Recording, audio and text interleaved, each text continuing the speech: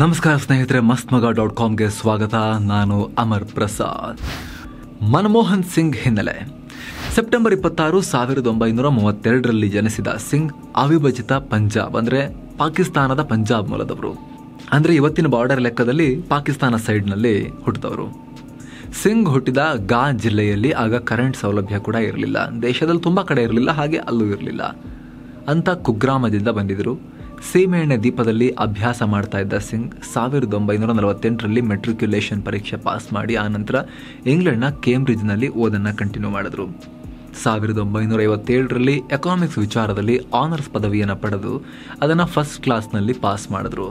1962ರಲ್ಲಿ Oxford ಯೂನಿವರ್ಸಿಟಿಯ ನಾಫೀಲ್ಡ್ ಕಾಲೇಜಿನಿಂದ ಡಿ.ಫಿಲ್ ಗೌರವ ಪಡೆದರು. ಡಾಕ್ಟರ್ ಸಿಂಗ್ ಅವರ India's expert trends and prospects for self sustain growth ಪ್ರಬಂಧ ಸಾಕಷ್ಟು ಹೆಸರು ಮಾಡಿರುತ್ತೆ. ಲೆಕ್ಚರ್ರಿಂದ ಹಣಕಾಸು ಮಂತ್ರಿ ತನಕ ರಾಜಕೀಯಕ್ಕೆ ಧುಮುಕಿದ ಹೇಗೆ ಮನಮೋಹನ್ ಸಿಂಗ್. ಯುರೋಪ್ನಿಂದ ಭಾರತಕ್ಕೆ ವಾಪಸ್ ಆದಮೇಲೆ ಸಿಂಗ್ ಪಂಜಾಬ್ ಯೂನಿವರ್ಸಿಟಿಯಲ್ಲಿ ಲೆಕ್ಚರ್ ಆಗಿ ಕೆಲಸ ಶುರು ಮಾಡ್ತಾರೆ.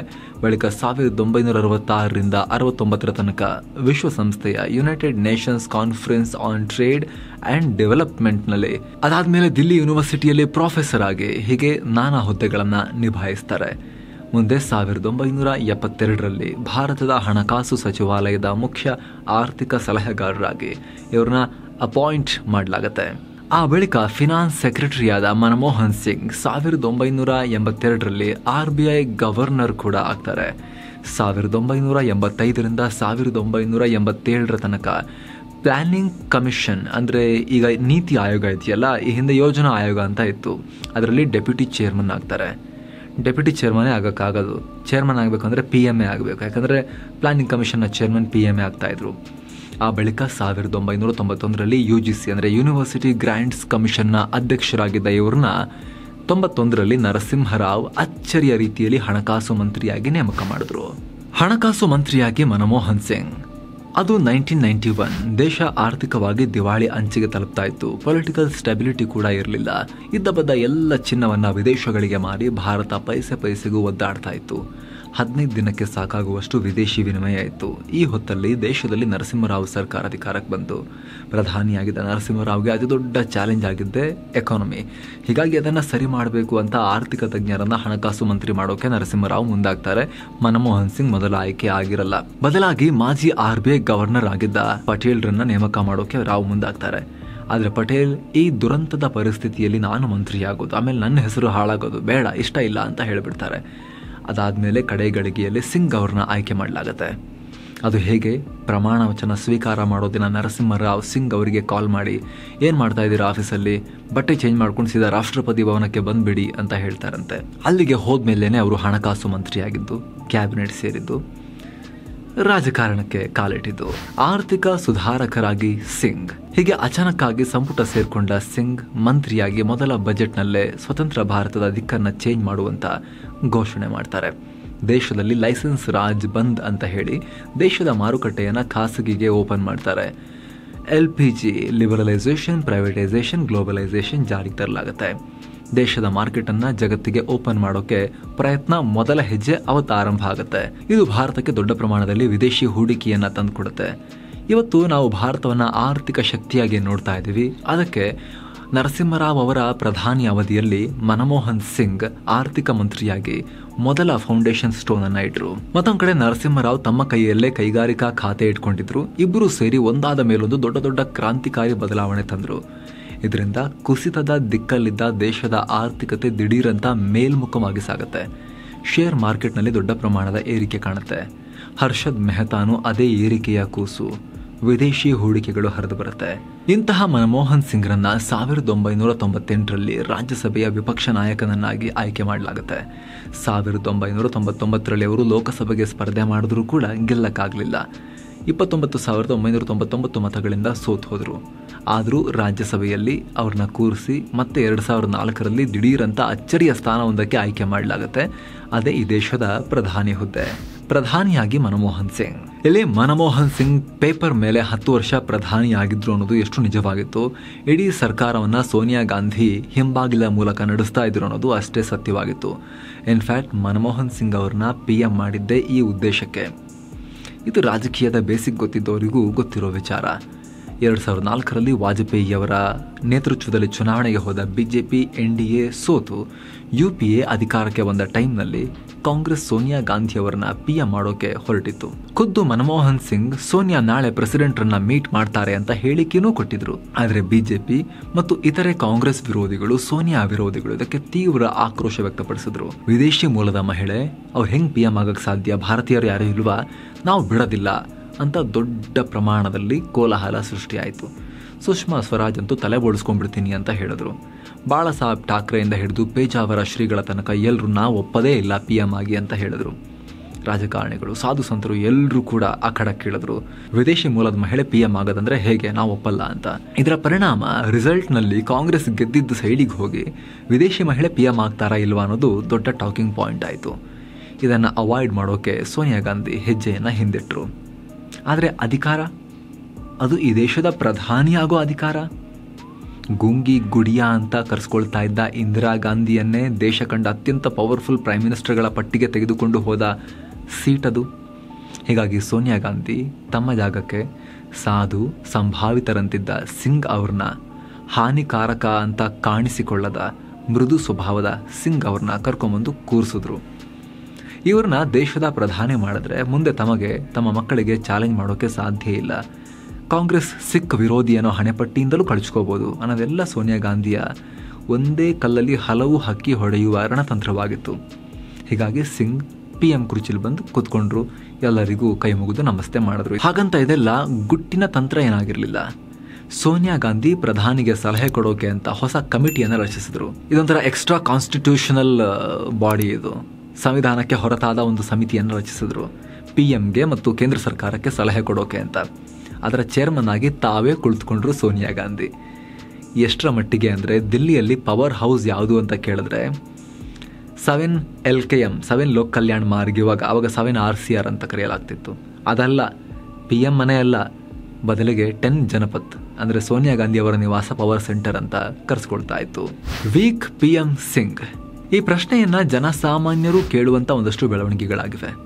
11 ತಿಂಗಳು ಆಡಳಿತ ಮಾಡಿದ ದೇವೇಗೌಡರು ಕೂಡ ಇಷ್ಟು ವೀಕ್ ಇರಲಿಲ್ಲ ಅಂತ ರಾಜಕೀಯ ವಲಯದಲ್ಲಿ ಚರ್ಚೆಯಾಗುತ್ತೆ. ಅದಕ್ಕೆ ಕಾರಣ 10 ವರ್ಷ ಆಡಳಿತ ಮಾಡಿದ್ರೂ ಕೂಡ ಸಿಂಗ್ ಸೋನಿಯಾ ಅವರ ಮಾತನ್ನ ಮೀರಿ ಯಾವತ್ತೂ ನಡೆದಿಲ್ಲ. ಒಂಥರ ಸೋನಿಯಾ ಗಾಂಧಿ ಸೂಪರ್ PM ಆಗಿದ್ರು. ಕಾರ್ಯಕ್ರಮಗಳಲ್ಲಿ, ಸಭೆ ಸಮಾರಂಭಗಳಲ್ಲಿ ಸೋನಿಯಾ ನಡ್ಕೊಂಡ್ ಬರ್ತಾ ಇದ್ರೆ PM ರನ್ನೇ ಪಕ್ಕಕ್ಕೆ ತಳ್ಳಿ ಸೋನಿಯಾ ಗಾಂಧಿಗೆ ದಾರಿ ಮಾಡಿಕೊಡ್ಲಾಗ್ತಾ ಇತ್ತು. ವಿದೇಶಿ ರಾಜತಾಂತ್ರಿಕರ ಭೇಟಿಗೂ ಸೋನಿಯಾ ಗಾಂಧಿ ಅವರು ಮುಂದೆ ಹೋಗಿ ಕುಳಿತುಕೊಳ್ತಾ ಇದ್ರು. ಪಕ್ಕದಲ್ಲಿ ಸೈಡಲ್ಲಿ PM ಕುಳಿತುಕೊಳ್ತಾ ಇದ್ರು. ಎಷ್ಟೋ ಕಾರ್ಯಕ್ರಮಗಳಲ್ಲಿ ಪ್ರಧಾನಿ ಕೂರಬೇಕಾದ ಸೆಂಟರ್ ಸೀಟನ್ನು ಸೋನಿಯಾ ಗಾಂಧಿ ಕೊಡಲಾಗ್ತಿತ್ತು. ಎಬ್ಬಿಸ್ಬಿಟ್ಟು ಮನಮೋಹನ್ ಸಿಂಗ್ ಅವರನ್ನ ಪಕ್ಕಕ್ಕೆ ಕೂರಿಸಲಾಗ್ತಾ ಇತ್ತು. ಎಲ್ಲ ಯಾಕೆ, ಖುದ್ದು ರಾಹುಲ್ ಗಾಂಧಿ ಮನಮೋಹನ್ ಸಿಂಗ್ ಸರ್ಕಾರ ತಂದಿದ್ದ ಸುಗ್ರೀವಾಜ್ಞೆಯನ್ನು ಹರಿದು ಬಿಸಾಕಬೇಕಿದ್ದನ್ನ ನಾನ್ಸೆನ್ಸ್ ಅಂತ ಹೇಳಿದ್ರು. ಅದು ದೇಶದ ಪ್ರಧಾನಿ ವಿದೇಶದಲ್ಲಿ ದೇಶವನ್ನ ರೆಪ್ರೆಸೆಂಟ್ ಮಾಡ್ತಾ ಇದ್ದ ಟೈಮ್ನಲ್ಲಿ. ಅಷ್ಟರ ಮಟ್ಟಿಗೆ ಸಿಂಗ್ ಸರ್ಕಾರದ ಮೇಲೆ ಕಂಟ್ರೋಲ್ ಕಳ್ಕೊಂಡಿದ್ರು. ಯಾವತ್ತೂ ಹೊಂದೇ ಇರಲಿಲ್ಲ ಅವರು. ಸಿಂಗ್ ಅಡಿಯಲ್ಲಿ ಮಿತ್ರ ಪಕ್ಷಗಳು ಪ್ರತ್ಯೇಕ ಪಾಳೆಪಟ್ಟು ಥರ ಅಧಿಕಾರ ನಡೆಸ್ತಾ ಇದ್ರು, ಸಾಮಂತ ರಾಜರ ಥರ. ಇಲಾಖೆಗಳು ಇಂಡಿಪೆಂಡೆಂಟ್ ಆಗಿ ಬಿಹೇವ್ ಮಾಡ್ತಾ ಇದ್ವು. ಮನಮೋಹನ್ ಸಿಂಗ್ ಅವ್ರನ್ನ ಚುನಾವಣಾ ಪ್ರಚಾರಕ್ಕೂ ಕಾಂಗ್ರೆಸ್ ಕರ್ಕೊಂಡು ಹೋಗ್ತಾ ಇರಲಿಲ್ಲ ಜಾಸ್ತಿ, ಹೆಸರಿಗೆ ಮಾತ್ರ ಒಂದೊಂದು ಕಡೆ ಕರ್ಕೊಂಡು ಹೋಗ್ತಾ ಇದ್ರು ಅಷ್ಟೇ.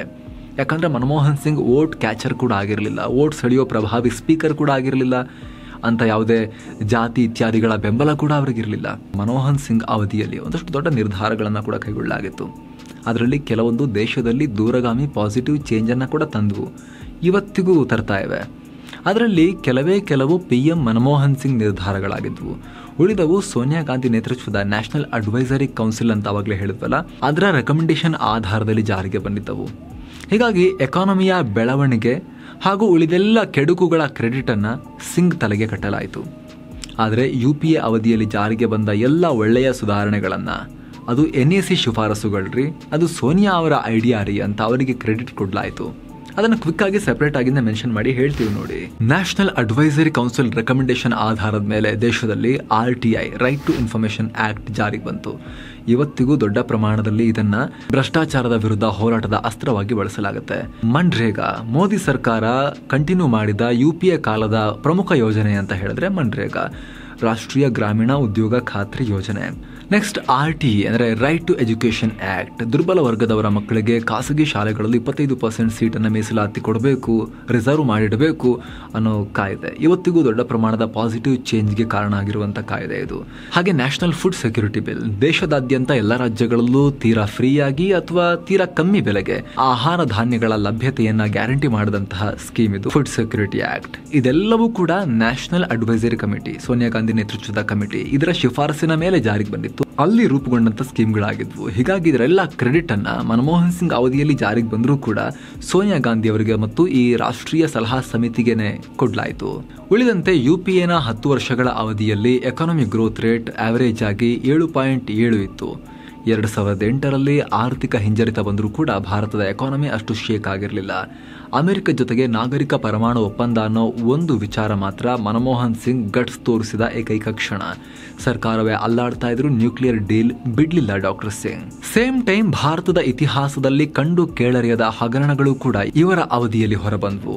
1.86 ಲಕ್ಷ ಕೋಟಿ ವ್ಯಾಲ್ಯೂಯೇಷನ್ ನ ಕಲ್ಲಿದ್ದಲು ಹಗರಣ, 1.76 ಲಕ್ಷ ಕೋಟಿ ವ್ಯಾಲ್ಯೂಯೇಷನ್ ಅಂತ ಆರೋಪ ಮಾಡಲಾದ 2G ಹಗರಣ, ಹೆಲಿಕಾಪ್ಟರ್ ಹಗರಣ, ಟೆಟ್ರಾ ಟ್ರಕ್ ಹಗರಣ, CWG ಕಾಮನ್ವೆಲ್ತ್ ಗೇಮ್ನ ಹಗರಣ, ಲೋಕಸಭೆಯಲ್ಲಿ ವೋಟ್ ಪಡೆಯೋಕೆ ಸಂಸದರಿಗೆ ಹಣ ಕೊಟ್ಟ ಪ್ರಕರಣ, ಆದರ್ಶ ಸ್ಕ್ಯಾಮ್, ಹೀಗೆ ದೊಡ್ಡ ದೊಡ್ಡ ಸ್ಕ್ಯಾಮ್ಗಳು ಹೊರಬಂದ್ವು.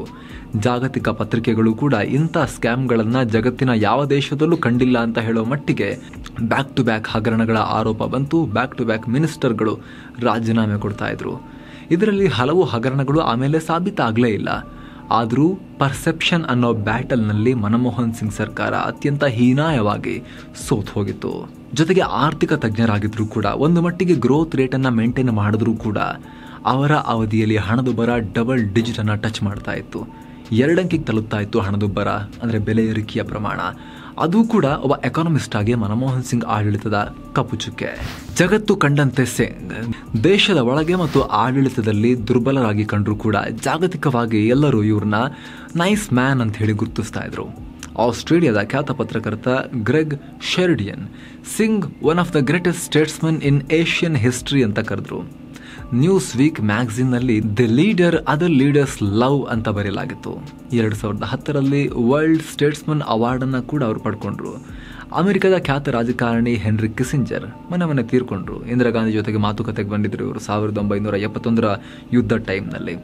ಇವರು a statesman with vision, persistence and integrity ಅಂತ ಹೇಳಿದ್ರು. ಫೋರ್ಬ್ಸ್ ನೆಹರು ನಂತರ ಭಾರತ ಕಂಡ ಒಳ್ಳೆಯ PM, ಬೆಸ್ಟ್ PM ಅಂತ 2010ರಲ್ಲಿ ಮನಮೋಹನ್ ಸಿಂಗ್ರನ್ನ ಕರೆದಿತ್ತು. ಇದರಲ್ಲಿ ಮನಮೋಹನ್ ಸಿಂಗ್ ಒಬ್ಬ ಸ್ಟೇಟ್ಸ್ಮನ್ ಅನ್ನೋದರಲ್ಲಿ ಪಕ್ಷಾತೀತವಾಗಿ ಯಾರಿಗೂ ಡೌಟ್ ಇಲ್ಲ. ಖುದ್ದು PM ಮೋದಿ ಮೊನ್ನೆ ಪಾರ್ಲಿಮೆಂಟ್ನಲ್ಲಿ ಡಾಕ್ಟರ್ ಸಿಂಗ್ ಅವರನ್ನ ಹಾಡಿ ಹೊಗಳಿದ್ರು. ಸಂಸತ್ನ ಗೌರವವನ್ನು ಜಾಸ್ತಿ ಮಾಡಿದ್ರು. ಜವಾಬ್ದಾರಿ ಅಂದರೆ ಏನು ಅಂತ ತೋರಿಸ್ಕೊಟ್ರು ಮನಮೋಹನ್ ಸಿಂಗ್ ಅಂತ ಮೋದಿ ಗುಣಗಾನ ಮಾಡಿದ್ರು. ಡಾಕ್ಟರ್ ಸಿಂಗ್ ವೀಲ್ ಚೇರ್ನಲ್ಲಿ ಪಾರ್ಲಿಮೆಂಟಿಗೆ ಬಂದಿದ್ದನ್ನು ಉಲ್ಲೇಖ ಮಾಡಿ